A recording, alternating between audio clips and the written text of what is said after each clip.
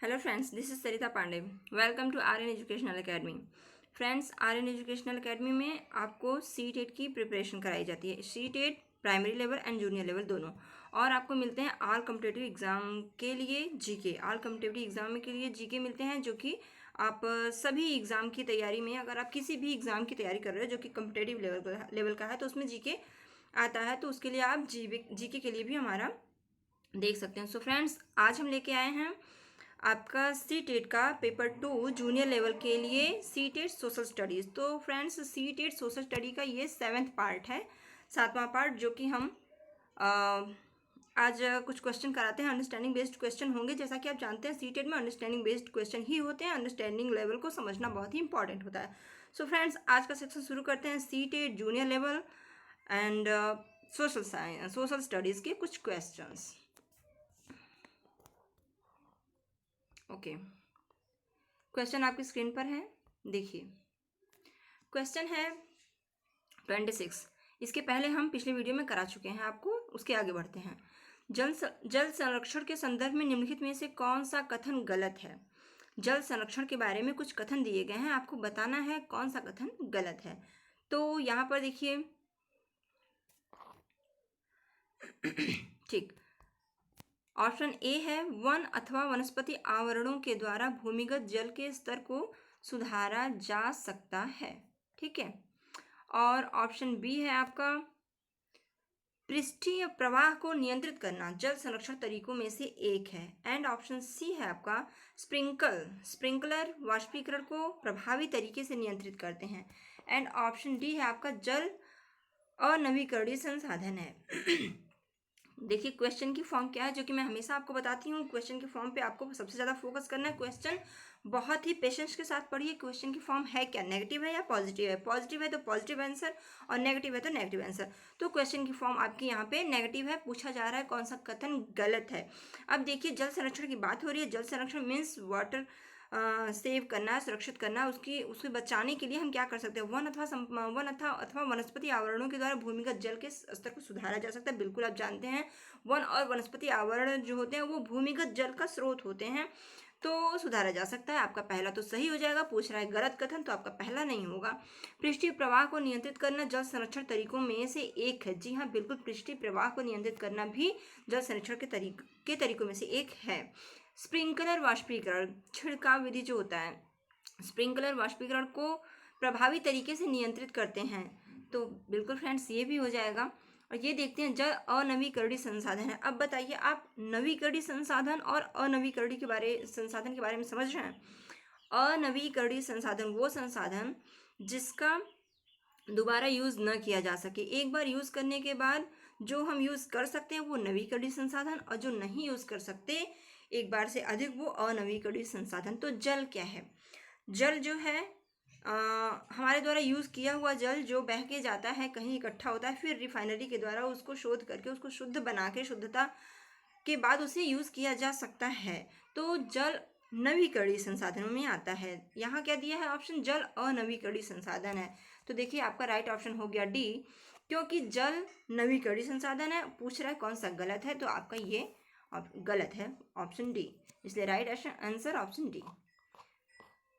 चलिए next question पे चलते हैं। हाँ फ्रेंड्स, नेक्स्ट क्वेश्चन पर जाने से पहले हमारे इस सोशल स्टडी की विशेषता क्या है? इन माय व्यू मुझे ये लगता है कि क्वेश्चन के साथ साथ अगर आंसर हम बता देते हैं, तो और उसके साथ साथ क्वेश्चन आंसर के साथ साथ अगर हम आंसर को आपके सामने प्रेजेंट करते हैं, तो उसमें कुछ ना कुछ एक्स्ट्रा मिलता है। और अगर कुछ आपको एक्स्ट्रा मिलता है तो आपकी तैयारी हो पाती है काफ़ी बेहतर। एक्स्ट्रा मिलने से हो सकता है क्वेश्चन यही ना आकर के कुछ क्वेश्चन इससे थोड़ा हट के आए। बिल्कुल थोड़ा हट के आता है, कभी कभी रिपीट हो जाते हैं क्वेश्चन, बट हमेशा सारे के सारे रिपीट तो होंगे नहीं। 2 4 6 क्वेश्चन रिपीट होते हैं, बट आपको उससे कुछ एक्स्ट्रा अगर मिले तो वो सबसे बेहतर है। उसके लिए हम आंसर को भी आपकी स्क्रीन पे दिखा रहे हैं, आप आंसर को देखिए।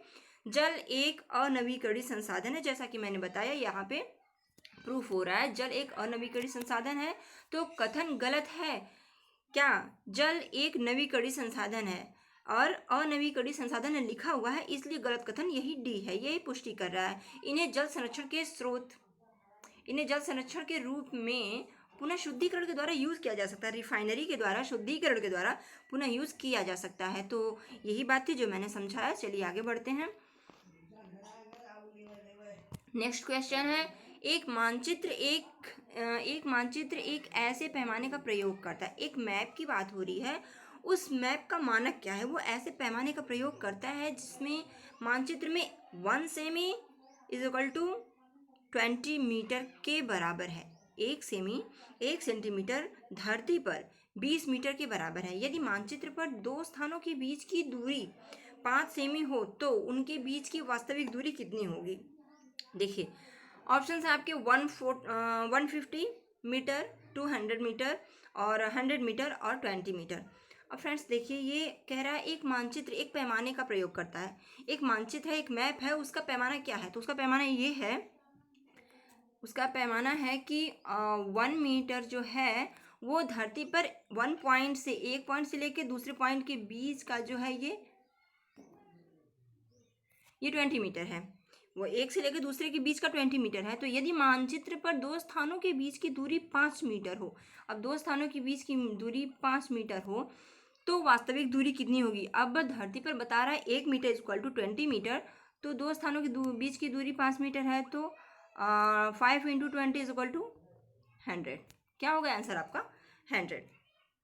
तो आपका हो जाएगा राइट आंसर सी। चलिए आगे बढ़ते हैं। देखिए यहाँ पे एक्सप्लेन किया गया है, जैसा कि मैंने बताया। आंसर को आप देख के समझ लेंगे तो आप 100% श्योर हो जाएंगे कि हाँ सही है। मानचित्र पर निर्देशित 1 सेमी इज इक्वल टू 20 मीटर, और अतः मानचित्र पर 5 सेमी की दूरी पर स्थित दो बिंदुओं, दो डॉट के बीच वास्तविक दूरी क्या है? 20 into 5 is equal to 100 metre. Okay, next question. Next question क्या है? देखिए 19वीं शताब्दी के मध्य में ब्रिटिश इतिहासकारों ने भारत के इतिहास को 3 भागों में बांटा है, हिंदू भारत, मुस्लिम भारत और ब्रिटिश भारत। इस विभाजन का क्या आधार है? इस विभाजन का आधार क्या था? 3 भागों में जो बांटा गया, किन 3 भागों में? हिंदू भारत और मुस्लिम भारत और ब्रिटिश भारत। तो इसका आधार क्या था? यह एक विचार पर आधारित है कि शासकों का धर्म एक महत्वपूर्ण ऐतिहासिक परिवर्तन था। एंड बी ऑप्शन, इंग्लैंड का इतिहास भी इसी रूप में लिखा गया है। एंड सी ऑप्शन, ब्रिटिश लोग समझते थे कि वे इतिहास के उस बिंदु सर्वाधिक ज्ञानवान थे और इसलिए उन्हें इस विभाजन का प्रयोग किया। एंड डी ऑप्शन, यह याद करने में सुविधाजनक और सरल है। सो फ्रेंड्स यहाँ पे बता दें कि हिंदू भारत, मुस्लिम भारत और ब्रिटिश भारत जो तीन डिवाइड किया गया है 3 जोन में, तो यह इस विचार पर आधारित है कि शासकों का जो धर्म था वह एक महत्वपूर्ण ऐतिहासिक परिवर्तन था। ऐतिहासिक परिवर्तन के अकॉर्डिंग ये डिवाइड किया गया था। तो आपका ऑप्शन ए ही हो जाएगा यहाँ पे राइट।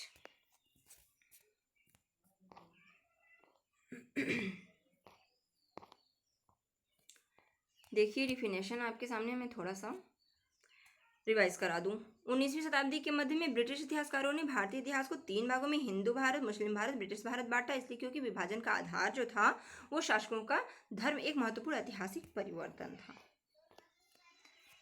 29 क्वेश्चन, औद्योगिकरण को पढ़ाने के लिए चार अलग शिक्षिकाओं द्वारा प्रदर्शित निम्नलिखित शिक्षा शास्त्रीय उपागमों में से कौन सबसे उचित है? औद्योगिकरण मीन्स क्या? औद्योगिकरण जो है उसके बारे में पढ़ाना है, ठीक है। एंड 4 टीचर की बात हो रही है, 4 शिक्षिकाएं हैं या शिक्षक हैं, उनके द्वारा प्रदर्शित निम्नलिखित शिक्षा शास्त्रीय उपागम, शिक्षा शास्त्रीय शिक्षा से जुड़े जो उपागम होते हैं उनका यूज करके पढ़ाया जा रहा है। तो सबसे बेस्ट क्या होगा? वो ऑप्शंस, 4 उपागम जो है वो ऑप्शंस में इंक्लूड है। आप चलिए आगे देखते हैं। शिक्षिका कक्षा को चुपचाप पूरा पाठ करने के लिए और उन्हें कुछ समझ नहीं आया तो प्रश्न पूछने के लिए कहती है।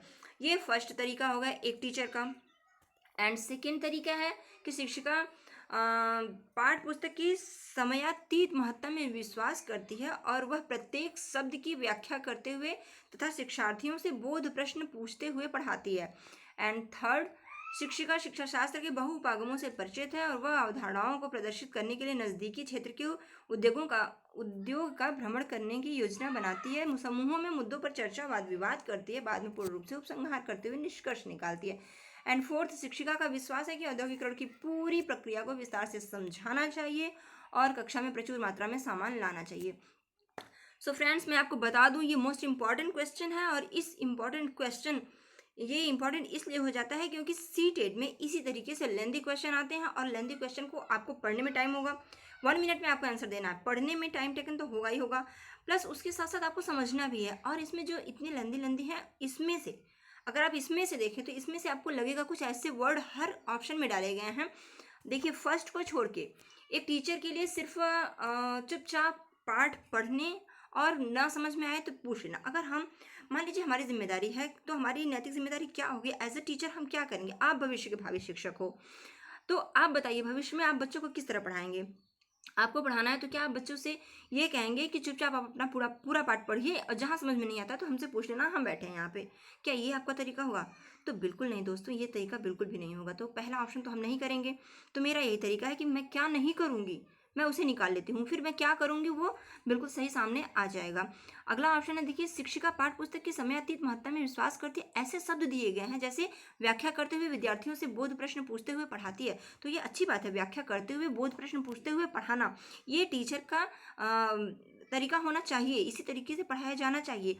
लेकिन आप इतनी जल्दी किसी एक ऑप्शन पे जाके तुरंत आंसर ना लगाइए कि इससे आपका एक आंसर एक नंबर जो है कम हो सकता है और हम नहीं चाहेंगे कि आपका एक भी नंबर कम हो, क्योंकि आप जुड़े हैं हमारे साथ तो आपका अंडरस्टैंडिंग लेवल इस तरीके से डेवलप हो जाए कि आप बिल्कुल सही जितने क्वेश्चन करें आपके बिल्कुल सही, ज़्यादा सही हो, जिससे कि आपका टारगेट पूरा हो सके। तो देखिए, कुछ शब्दों पे सिर्फ ना जाइए, पूरे ऑप्शन को पढ़िए। व्याख्या करते हुए बोध प्रश्न पूछते हुए पढ़ाती है, ठीक, अच्छा करती है, लेकिन बस इतना ही करती है कि वो व्याख्या करते हुए बोध प्रश्नों को पूछते हुए पढ़ाती हैं। अच्छा तो करती हैं लेकिन बहुत ही ज़्यादा ये नहीं है। नेक्स्ट ऑप्शन को देखिए, शिक्षिका शिक्षा शास्त्र के बहुउपागमों से परिचित है, ठीक है, परिचित है और वह अवधारणाओं को, जो कॉन्सेप्ट है उसको प्रेजेंट करते हुए जो नज़दीकी क्षेत्र हैं उसका उद्योग का भ्रमण कराती हैं, ठीक है, भ्रमण भी कराना और योजना बनाती हैं भ्रमण कराने का। और समूह इकट्ठा करके बच्चों को मुद्दों पर चर्चा, जो भी मुद्दा है औद्योगिकरण का जो मुद्दा है उस पर चर्चा और वाद विवाद करवाती है। देखिए, चर्चा और वाद विवाद एक बहुत ही इंटरेस्टिंग तरीका भी है और इंटेलेक्चुअल भी है। इससे क्या होता है, इंटरेस्ट भी बढ़ता है बातचीत करने का और कम्युनिकेशन स्किल भी बच्चों की डेवलप होती है। इससे क्या कुछ हो सकता है, कम्युनिकेशन स्किल भी डेवलप होती है और ज्ञान भी बढ़ता है। इंटेलेक्चुअल भी है कि सोच के ना वाद विवाद करेंगे, ऐसे यूं ही तो कुछ भी बोलेंगे नहीं। तो ये तरीका बहुत ही बेस्ट होता है। और बाद में पूर्ण रूप से उपसंहार करते हुए, बाद में पहले तो भ्रमण कराए, बच्चों ने देखा, फिर उसके बाद पूरे मुद्दे पर चर्चा की, फिर चर्चा के बाद वाद विवाद प्रश्नोत्तरी हुई, फिर उसके बाद पूर्ण रूप से उसका उपसंहार करके उसका कंटेंट निकाल के निष्कर्ष उसका निकाला गया कि औद्योगिकरण बच्चों ये होता है। तो बताइए कितना बेस्ट तरीका है ये, हर एक टीचर को ऐसे ही करना चाहिए। आई होप कि आप भी ऐसे ही अपने क्लास में पढ़ाएंगे जब भी आप शिक्षक बन जाएंगे, और मेरा भी तरीका यही है। तो मैं इसे सबसे ज़्यादा बेस्ट मानूंगी और मेरे लिए यही सही है। फोर्थ ऑप्शन भी देख लेते हैं। शिक्षिका का विश्वास है कि इसे औद्योगिकरण की पूरी प्रक्रिया को विस्तार से समझाना चाहिए। हाँ, विस्तार से बिल्कुल समझाना चाहिए और कक्षा में प्रचुर मात्रा में सामान लाना चाहिए। अब बताइए, पूरी तरीके से समझा देने से विस्तार में समझा दिया हमने, ठीक है, समझा दिया हमने, बट और कुछ नहीं कराया। जो कुछ समझाया वो बच्चों के दिमाग तक ही निकल के बाहर नहीं आया। बच्चे ने हमें बताया नहीं कि उसने सीखा क्या, हम ये जान ही नहीं पाए कि बच्चों का जो आकलन ही नहीं कर पाए कि बच्चों ने क्या सीखा। तो ये सब कुछ तो हुआ नहीं, सिर्फ प्रक्रिया हमने समझा दिया विस्तार से। और प्रचुर मात्रा में औद्योगिकरण के लिए ढेर, प्रचुर मात्रा मतलब इनसफिशियंट, बहुत ज़्यादा अधिक मात्रा में सामान लाना, ढेर सारा सामान ला के रख दी। अब सामान ला के रखने से क्या होगा, कुछ किए नहीं तो बिल्कुल भी नहीं। आपका यहाँ पे देखिए, इसी तरीके से आप कीजिए ऐसे लेंथी क्वेश्चन को, आपका बिल्कुल भी गलत नहीं होगा। तो आपका यहाँ पे फर्स्ट जो है बिल्कुल भी सही तरीका नहीं है, बिल्कुल गलत है, क्योंकि सिर्फ चुपचाप बच्चे को बैठे रहने देना या फिर जब जहाँ समझ में नहीं आए वहाँ पूछ लेना, ये तो बिल्कुल भी नहीं होना चाहिए। ऐसी शिक्षा ही रहेगी अगर, तो कभी भी हमारे नए भारत का निर्माण तो नहीं हो पाएगा। ऐसा कुछ नहीं होना चाहिए। तो हम शिक्षकों का ये दायित्व होता है कि हम बच्चों को किस तरीके से पढ़ाएं। तो सी ऑप्शन बिल्कुल सही होगा। देखिए, दूसरा जो ऑप्शन है, दूसरे में भी ये कहा जा रहा है कि समयातीत महत्ता का विश्वास रखती है, व्याख्या करते हुए पढ़ाती हैं, बोध प्रश्न पूछती हैं, तो ठीक है, बट उतना सही नहीं है। हम सबसे बेस्ट जो होगा वो जाएंगे, तो आपका बी भी सही नहीं होगा। अब हम आगे बढ़ते हैं, आपका शिक्षिका शिक्षा शास्त्र का। तो बिल्कुल फ्रेंड्स देखिए, योजना बनाना, भ्रमण भ्रमण कराना और वाद विवाद करना, समूह पे चर्चा करना, प्रश्नोत्तरी कराना, फिर उपसंहार करके निष्कर्ष निकालना is the very very best option C.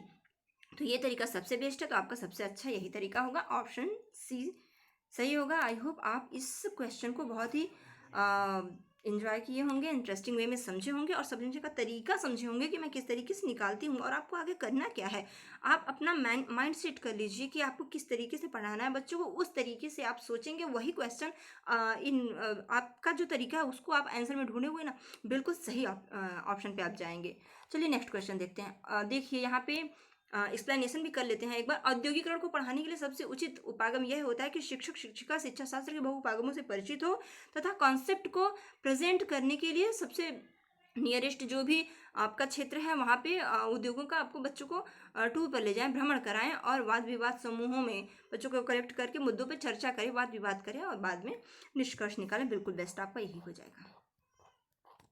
Friends जहाँ पे थोड़ी सी लेंदी जहाँ क्वेश्चन है वहाँ पे समझाना बहुत ही ज़रूरी है, क्योंकि मेरा तरीका ये नहीं है कि बस हम क्वेश्चन से एक आंसर बता दें और आगे बढ़ें, ढेर सारा क्वेश्चन करा दें, कोई मतलब नहीं रह जाएगा। अगर आप जो फैक्ट है वो फैक्ट है, बट जहाँ समझना है वहाँ पे आप समझेंगे तो ही आप काफ़ी अच्छा कर पाएंगे। और आप अच्छा कर पाएँ इसीलिए हम अपना पूरा प्रयास कर रहे हैं, जिससे कि आप हमसे जुड़ें तो आपको बेहतर फील हो, आप हमसे जुड़े तो आपको लगे कि हाँ हम अच्छी जगह जुड़े हैं। तो आर्यन एजुकेशनल एकेडमी पे आप जुड़िए, और सब्सक्राइब नहीं किया है तो अभी सब्सक्राइब कर लीजिए। सब्सक्राइब, लाइक एंड शेयर अपने फ्रेंडों तक, और जहाँ भी कुछ भी समस्या हो कमेंट करके पूछिए, क्योंकि आपको यहाँ पे कॉन्सेप्ट बिल्कुल क्लियर मिलेगा और तैयार समझ आप अपने विकसित करेंगे। मोस्ट इंपॉर्टेंट सीटेट के लिए मोस्ट इंपॉर्टेंट है अपनी समझ को विकसित करना। सो फ्रेंड्स चलिए देखते हैं। नील खेती की दो मुख्य प्रणालियां थीं। पहला निज और रैयती, दूसरा खरीफ और रबी, और तीसरा क्या होगा, तीसरा है ऑप्शन ऑप्शन ऑप्शन निज और सीढ़ीनुमा खेती, निज और किज। देखिए अब यहाँ पे हम आपको बताएं कि ये तो नील की खेती दो मुख्य प्रणालियां हैं, ये एकदम फैक्ट बेस्ड क्वेश्चन है। कौन सी दो मुख्य प्रणालियां हैं, तो देखिए पहला ऑप्शन ही आपका यहाँ पे सही हो जाएगा, निज और रैयती खेती। अब मैं आपको बता दूं, ये नील की खेती की दो मुख्य प्रणालियां हैं। नील विद्रोह के बारे में आपने सुना होगा। नील की खेती के बारे में निज और रैयती प्रणाली, निज मतलब खुद का स्वयं का, किसानों के पास जो अपनी खेती होती थी जिसमें वो नील की खेती करते थे ये, और रैयती प्रणाली का मतलब हो गया जमींदारों के पास जो ज़मीनें होती थी उनके ज़मीनों पर किसान जो खेती करते थे वो होता है रैयती प्रणाली। और फिर क्या होता था कि ज़मींदारों की ज़मीनें जो ऐसी पड़ी रहती थी, फिर ज़मींदारों के न रहने पर धीरे धीरे वो ज़मीनें खेती करते करते जो कृषक होते थे उन्हें ही मिल जाती थी। तो जो मतलब अपनी खेती नहीं, ज़मींदारों के यहाँ खेती करना, दूसरे की खेती को लेकर के अपने जीवन यापन के लिए इंतज़ाम करना, तो ये रैयती खेती कहला जाती थी। तो निज और रैयती ही ये दो प्रणालियाँ रही हैं नील खेती की। चलिए आगे बढ़ते हैं इसमें बिना टाइम गंवाए। देखिए ये आपका क्वेश्चन के साथ साथ आंसर भी यही है कि निज और रैयती नील की दो मुख्य प्रणालियां हैं, बस यही है। मैं जो कुछ भी जानती हूँ उसके बारे में थोड़ा सा बताने का प्रयास करती हूँ, निज और रैयती खेती है क्या। आगे देखिए है इंस्ट्रक्शन दिया हुआ है कि नीचे दिए गए अनुच्छेद को पढ़ने के उपरांत अगले दो प्रश्नों के उत्तर देने के लिए सबसे उचित विकल्प चुनिए। चलिए पढ़ लेते हैं आर्टिकल क्या लिखा हुआ है। सामाजिक विज्ञान के बारे में यह आम धारणा है कि यह एक अनुपयोगी विषय है। सोशल साइंस एक अनयूजफुल सब्जेक्ट है। ओके इसके परिणाम स्वरूप यह निम्न स्वाभिमान कक्षा संपादन को प्रभावित करता है। इसकी विषय वस्तु को समझने में शिक्षक और विद्यार्थी दोनों में ही रुचि नहीं होती। विद्यालयी चरणों के आरंभ से ही प्रायः विद्यार्थियों को यह सुझाव दिया जाता है कि प्राकृतिक विज्ञान सामाजिक विज्ञानों की अपेक्षा श्रेष्ठ है। ये तो हो गया आपका अनुच्छेद, हमने देख लिया। अब क्वेश्चन क्या बन रहा है, क्वेश्चन बन रहा है निम्नलिखित में से कौन सा उपरोक्त सारांश के सार को सबसे बेहतर तरीके से संप्रेषित करता है। जो अभी आपने पढ़ा उसका पूरा समरी क्या होगा, सारांश का सार पूरा निकल के क्या आता है वो एक ऑप्शन में आपको मिलेगा। तो देखिए यहाँ पे प्राकृतिक विज्ञानों को विद्यालयी पाठ्यचर्या में महत्व देने की आवश्यकता, ये तो नहीं दिया गया है। ये पूरा सार तो निकल के नहीं आएगा। जो विद्यार्थी प्राकृतिक विज्ञानों में अच्छे समझे जाते हैं उन्हें होशियार माना जाता है, ये भी बात नहीं थी। चूंकि सामाजिक विज्ञान अनुपयोगी विषय है इसलिए वे प्राकृतिक विज्ञानों से हीन हैं। और जिस तरह से विद्यार्थियों को सामाजिक विज्ञान पढ़ाया जाता है वह उन्हें सामाजिक विज्ञान को गंभीरता से लेने में उत्साही नहीं बनाता। बिल्कुल। अब जो भी कॉन्सेप्ट लिखा हुआ था आप पढ़ते हुए ये फील किए होंगे कि सोशल साइंस को इस तरीके से क्यों बताया जा रहा है। तो क्वेश्चन में दिया जा रहा था कि उसका सारांश पूरा क्या निकल के आता है। ये नहीं है कि हाँ सोशल साइंस यही है, ये नहीं समझाया जा रहा। समझाया ये जा रहा है कि देखिए जिस तरीके से विद्यार्थियों को समझा सामाजिक विज्ञान, जिस तरीके से स्टूडेंट को सोशल साइंस जो पढ़ाया जा रहा है उन्हें सामाजिक विज्ञान की गंभीरता, जो सोशल साइंस है क्या, सोशल साइंस की जो इम्पोर्टेंस है उससे उसमें इंटरेस्ट लेने के लिए ही मतलब लेने से, गंभीरता से लेने में उत्साही नहीं बनाता। क्यों नहीं बनाता? आपने लास्ट की लाइन देखी होगी कि सोशल साइंस जो है वो जो है आपका कहा जा रहा था कि सोशल साइंस जो है वो नेचुरल साइंस, प्राकृतिक विज्ञान जो है वो सोशल साइंस से बेस्ट है, ये कहा गया था। देख लेते हैं एक बार। देखिए प्राकृतिक विज्ञान जो है सोशल साइंस से, देखिए प्राकृतिक विज्ञान सामाजिक विज्ञानों की अपेक्षा श्रेष्ठ है। ऐसा कहना तो गलत है ना। बच्चों का इंटरेस्ट जिसमें हो वो पढ़ें। सभी सब्जेक्ट बेस्ट हैं और सभी सब्जेक्ट में स्कोप है, सब कुछ किया जा सकता है। सोशल साइंस में कोई वो नहीं है। सोशल साइंस भी अपना एक जगह रखता है और नेचुरल साइंस भी अपना जगह रखता है। सभी सब्जेक्ट अपनी जगह पे बेस्ट हैं।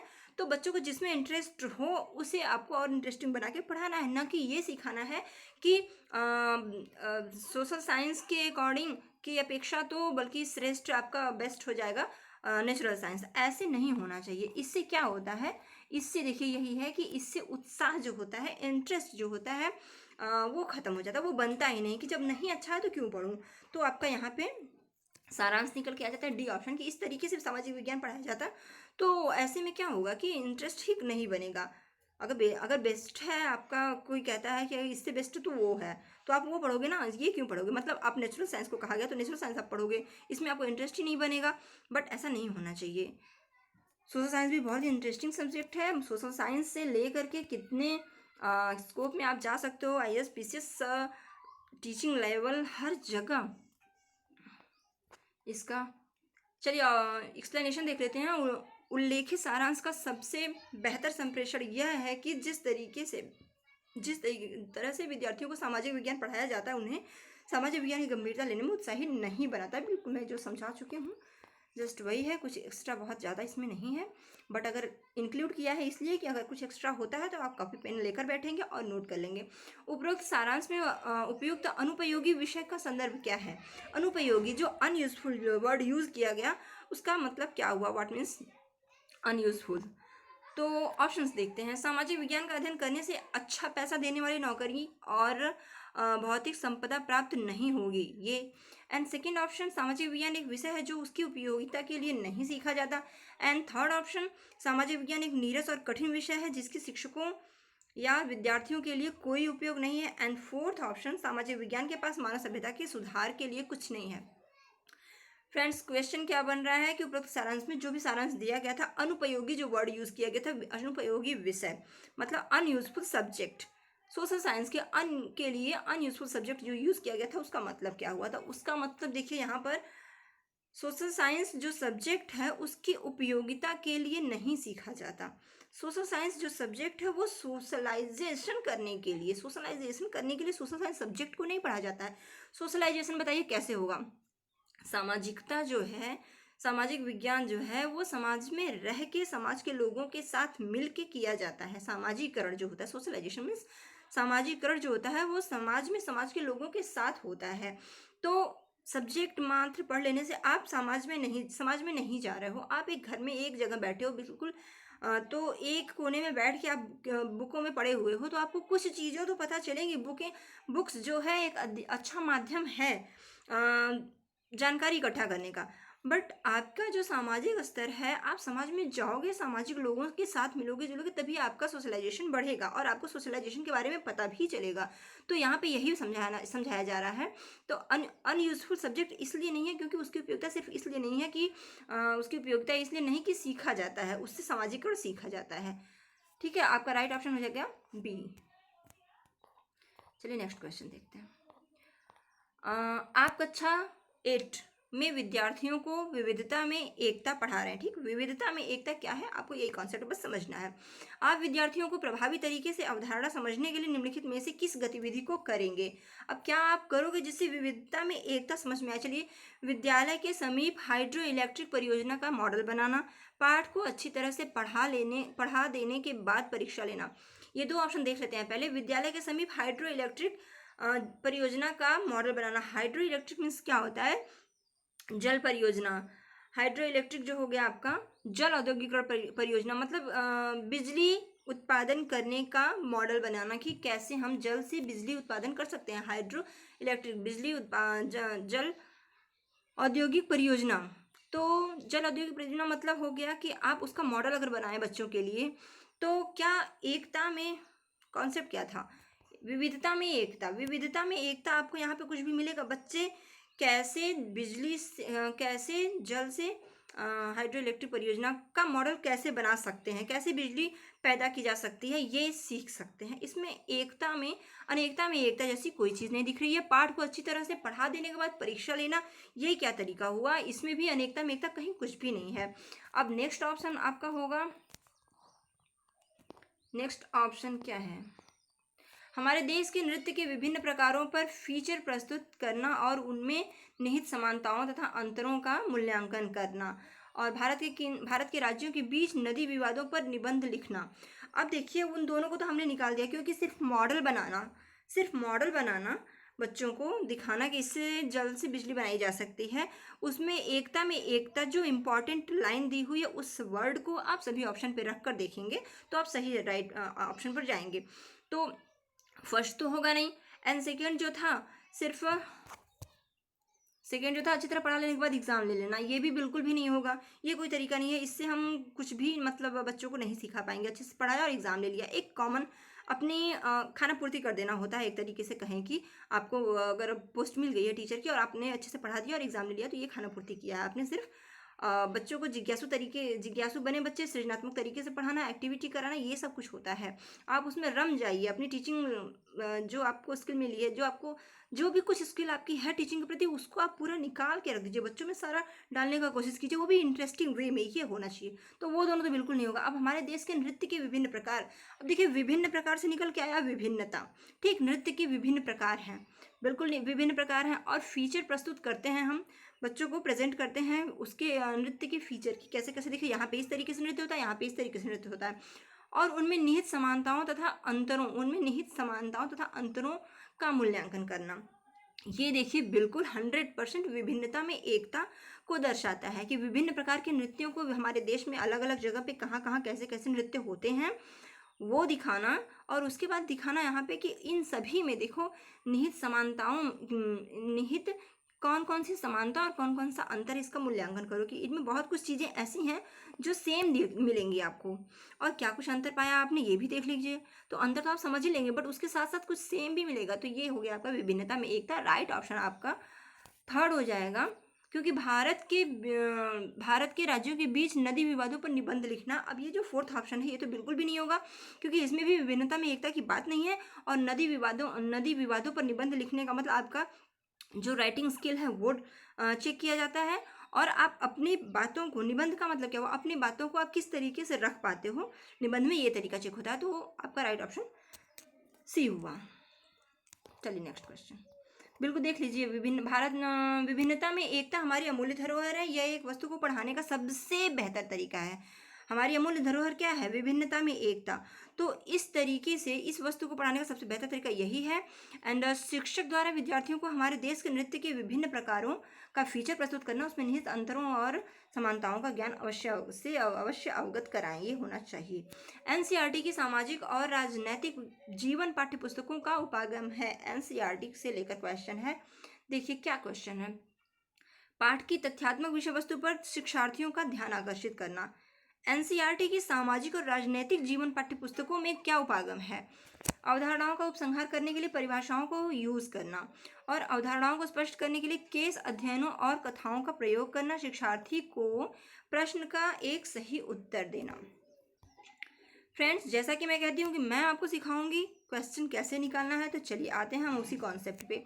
पाठ की तथ्यात्मक विषय वस्तु पर शिक्षार्थियों का अध्ययन आकर्षित करना, सिर्फ अध्ययन आपने आकर्षित कर दिया, ठीक, संकुचित है ये। अध्ययन आकर्षित करना ये नहीं है, उसमें एनसीईआरटी के पाठों में ये उपागम सिर्फ नहीं है कि अध्ययन आप आकर्षित कर दो। अवधारणाओं को उपसंहार के लिए परिभाषाओं का, फ्रेंड्स जहाँ पर भी देखिए परिभाषा की बात होती है, परिभाषाओं को याद कराना, रटाना, तो ये परिभाषाएं भी हर जगह गलत होती हैं। परिभाषा सिर्फ कि इसका डिफिनेशन ये होगा, ये किसी भी चीज़ की पूरी तरीके से पुष्टि नहीं करता है, बस डिफिनेशन एक मानक दे दिया गया, इसका मतलब ये होता है, बट उसके अंदर जाके आपको उसको पूरा निकाल के देना होता है। और देखिए अवधारणाओं को स्पष्ट करने के लिए किसी केस स्टडी और कथाओं का प्रयोग करना। केस स्टडी क्या होता है, किसी भी कॉन्सेप्ट को पूरा क्लियर करने के लिए आप केस की स्टडी करते हो। केस स्टडी मीन्स हो ही गया कि पूरी तरीके से, जैसा मैंने कहा, पूरा विस्तृत ज्ञान, पूरा व्याख्या कर देना, एक्सप्लेन कर देना। तो किसी भी कॉन्सेप्ट को एनसीईआरटी जो है पूरी तरीके से उसका केस स्टडी करती है और जो उसमें स्टोरी की तरीके से उसको यूज़ करती है। तो स्टोरी से क्या होता है, आपका कॉन्सेप्ट बना दिमाग में बना रहता है एक स्टोरी के थ्रू की नहीं ये ऐसी चीज़ है, और केस स्टडी करने के बाद ही कॉन्सेप्ट को आपको रखा जाता है इस स्टोरी में बना करके। एनसीईआरटी के लिए बिल्कुल बेस्ट ऑप्शन आपका सी हो जाएगा। तो देखिए शिक्षार्थी को प्रश्न का एक सही उत्तर देना बिल्कुल भी नहीं होगा, राइट ऑप्शन आपका सी। अवधारणाओं को स्पष्ट करने के लिए केस स्टडी और कथाओं का प्रयोग। चलिए आगे बढ़ते हैं। आंसर में भी आपको यही मिलेगा, एनसीईआरटी सामाजिक राजनीतिक जीवन पाठ्यपुस्तकों का उपागम अवधारणाओं को स्पष्ट करने और केस स्टडी जहां आ जाए, case study is the best type of teaching. तो यहाँ पे आपका देखिए केस स्टडी जो है बहुत ही बेहतर तरीका है आपको पढ़ाने का। केस स्टडी में सब कुछ आ जाता है, पूरी तरीके से जानना केस की स्टडी करना, तो आप समझ पाए होंगे आई होप। चलिए आगे बढ़ते हैं। निम्नलिखित में से कौन सा उच्च ज्वार के कारण होने वाली लाभ नहीं है। अब आपको पता होना चाहिए कि जब उच्च ज्वार आता है तो क्या लाभ होती है, क्या हानि होती है। ऑप्शंस देखिए, इससे विद्युत उत्पन्न की जा सकती है, बिल्कुल। उच्च ज्वार जब आता है तो पानी में उछाल आता है, तो ऐसे में हम जो कॉन्सेप्ट बिजली उत्पन्न करने का बनाते हैं टकराता है, तो उससे विद्युत उत्पन्न की जा सकती है। हाँ, तो फर्स्ट तो आपका राइट हो गया। लाभ नहीं है पूछा, क्वेश्चन की फॉर्म नेगेटिव, मोस्ट इंपॉर्टेंट याद रखिएगा। और पर्यटकों को लाने के द्वारा या स्थानीय अर्थव्यवस्था में सहायक होते हैं, नहीं। नौ संचालन सरल होता है, बिल्कुल नौ संचालन सरल हो जाता है आपका जब उच्च ज्वार आता है। उच्च ज्वार का जब कारण बनता है तो नौ संचालन में सहायता होती है, विद्युत उत्पन्न की जा सकती है, मछली पकड़ने में भी सहायता होती है। आप समझ सकते हैं उच्च ज्वार का क्या है, उच्च ज्वार से क्या क्या हो सकता है। उच्च ज्वार में मछली पकड़ने में सहायक होता है, बिल्कुल। नौ संचालन सरल हो जाता है और विद्युत उत्पन्न किया जा सकता है। अब बात हो गई, देखिए जब उच्च ज्वार आएगा तो ऐसे में पर्यटकों को लाने ले जाने में तो प्रॉब्लम होगी ही, बिल्कुल। तो इससे जो स्थानीय अर्थव्यवस्था है, पर्यटक जो आते हैं और उन्हें ले जाने में जो सहायता की जाती है, उसके द्वारा जो हमारी स्थानीय अर्थव्यवस्था जो वहाँ की होती है, मतलब जो इकोनॉमिकल जो कुछ मिलता है उसके थ्रू, तो वो उस समय नहीं हो पाएगा। तो लाभ नहीं है, तो यही लाभ नहीं हो पाएगा। पर्यटकों को लाने के द्वारा यह स्थानीय अर्थव्यवस्था सहायक होते हैं, तो उच्च ज्वार में ये लाभ आपको नहीं हो पाएगा, क्योंकि अर्थव्यवस्था में, स्थानीय अर्थव्यवस्था में सहायक होते हैं। जब पर्यटक आते हैं तो उससे आपको इनकम होता है और वो स्थानीय अर्थव्यवस्था में हेल्प करते हैं। चलिए आगे बढ़ते हैं। उच्च ज्वार से विद्युत उत्पादन के साथ साथ नौ संचालन मछली आसानी से पकड़ी जा सकती है। उच्च ज्वार स्थानीय अर्थव्यवस्था को मजबूत तो करता है, स्थानीय अर्थव्यवस्था को मजबूत करता है, बट किससे? विद्युत उत्पादन से, मछली नौ संचालन से, इन सब से करता है। बट जो पर्यटकों के लिए है, मजबूत तो करता है परंतु पर्यटकों के द्वारा नहीं, बल्कि व्यापार के द्वारा। व्यापार हो पाता है उससे, लेकिन पर्यटकों को आना जाना सुगम नहीं हो पाता। तो ये रहा, यहाँ पे आपके क्वेश्चंस पूरे हुए फ्रेंड्स। काफ़ी लेंदी क्वेश्चन थे, इसलिए शायद आई होप आप बोर नहीं हुए होंगे, क्योंकि मेरा ये तरीका रहता है कि मैं आपको समझा सकूं। सो फ्रेंड्स, आज CTET social science social studies paper 2 का पार्ट 7 पूरा हुआ। जूनियर लेवल की तैयारी करा रहे हैं हम। आप जो है सीटेट का अगर फर्स्ट पेपर की तैयारी के साथ साथ आपकी सीडीपी, आपकी हिंदी, ईवीएस और मैथ पेडागोजी के साथ साथ आप अगर इसे भी ले चलते हो, तो वही सारा कुछ होगा, थोड़ा सा डेवलप होगा क्वेश्चन, जो कि हम लास्ट में पूरा 150 का क्वेश्चन की जो सीरीज़ होती है वो हम पूरा लास्ट में एग्जाम से नज़दीक आने पर कराएंगे फ्रेंड्स। तो उसके लिए आप बिल्कुल निश्चिंत रहें, डोंट वरी। साथ साथ इसको हम इसलिए लेकर चल रहे हैं क्योंकि आपका सी टेट का first paper and second paper दोनों ही साथ साथ होता जाएगा, क्योंकि ये 60 क्वेश्चन 60 नंबर जो है इंक्लूड होता है, 60 मार्क्स आपके इसमें बहुत ज़्यादा इंपॉर्टेंट रोल होता है। सो फ्रेंड्स, आज के लिए बस इतना ही। कैसा लगा हमारा प्रयास प्लीज़ कमेंट कीजिएगा। कोई भी क्वेरी हो तो कमेंट कीजिए प्लीज़। अगर अच्छा लगा हो तो लाइक कर दीजिए, और प्लीज़ फ्रेंड्स सब्सक्राइब तो अभी तुरंत कर लीजिए। अगर आपने अभी मेरे कहने पे सब्सक्राइब कर लिया है तो थैंक यू वेरी मच, और नहीं किया है तो अभी सब्सक्राइब कर लीजिए, क्योंकि हमारे वीडियोस आपको मिलेंगे। नोटिफिकेशंस बेल पर टच कर दीजिएगा। नोटिफिकेशन बेल मिलने से सारे वीडियोस की नोटिफिकेशन आपको मिलने लगेगी, और आप हमारे सारे वीडियोस देख पाएंगे, जिससे आपकी अंडरस्टैंडिंग बनेगी, आपका हेल्प होगा। घर बैठे आप काफ़ी अच्छा अपने एग्जाम के समय पर कर पाओगे, अपना टारगेट अचीव कर पाओगे। So friends, okay, thank you. आज के लिए बस इतना ही। धन्यवाद।